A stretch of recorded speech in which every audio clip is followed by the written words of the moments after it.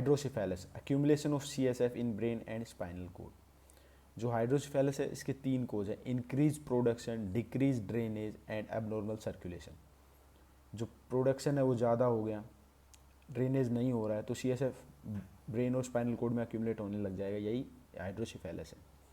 जो increase production है उसका कोज है कि जो कोरियोइड प्लेक्सस है उनमें ट्यूमर हो गया, तो ज़्यादा CSF बनाएंगे।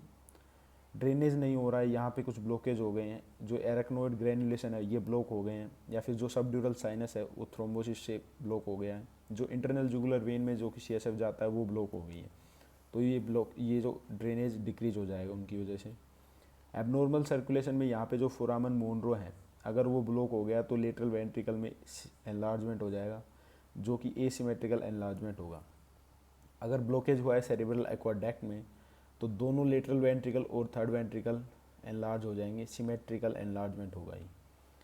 ब्लॉकेज हो सकता है फोरामन मिगेंडी में हो, या फिर ब्लॉकेज हो सकता है फोरामन लश्का में हो। ब्लॉकेज सब एरेक्नोइड स्पेस में भी हो सकता है, जो कि ब्रेन और स्पाइनल कोड के चारों तरफ है। हाइड्रोसिफेलस 2 तरह का होता है, एक होता है नॉन कम्युनिकेटिंग, दूसरा कम्युनिकेटिंग। नॉन कम्युनिकेटिंग में जो CSF बन रहा है वो सब एरेक्नोइड स्पेस में नहीं आएगा, कम्युनिकेटिंग में सब एरेक्नोइड स्पेस में आ जाएगा। CSF का नॉर्मल प्रेशर होता है 60 to 160 mm of water. Treatment में सिलिकॉन ट्यूब सेंट का यूज़ करते हैं, जिसके 2 मेथड है, एक वेंट्रिकुलो एट्रियल सेंट या फिर वेंट्रिकुलो पेरिटोनियल सेंट। ये टेंटोरियम सेरिबेलाई है ये नीचे, और ऊपर है फाक सेरिबेलाई, दोनों ही हैं फोल्ड्स ऑफ ड्यूरामीटर। तो जो टेंटोरियम सेरिबेलाई है वो सेपरेट करती है सेरिब्रम को सेरिबेलम से, डिवाइड करती है ब्रेन को 2 रीजन में, सुप्रा टेंटोरल reason and infra टेंटोरल reason.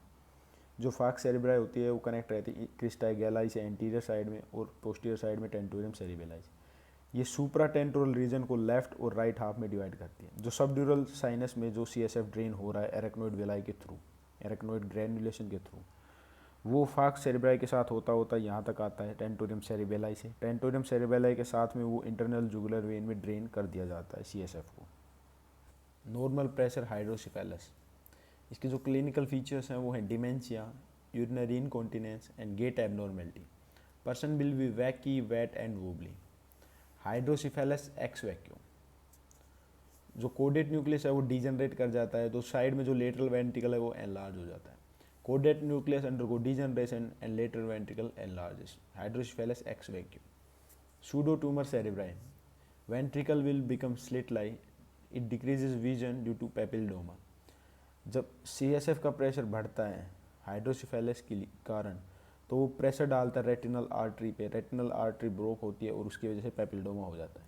क्वेकिंस्टेड sign, जो वर्टिब्रल कॉलम में सबएरेक्नोइड स्पेस है उसमें ब्लॉकेज होता है, इंटरनल जुगुलर वेन ब्लॉक होती है, बट CSF का प्रेशर एलिवेट नहीं होता।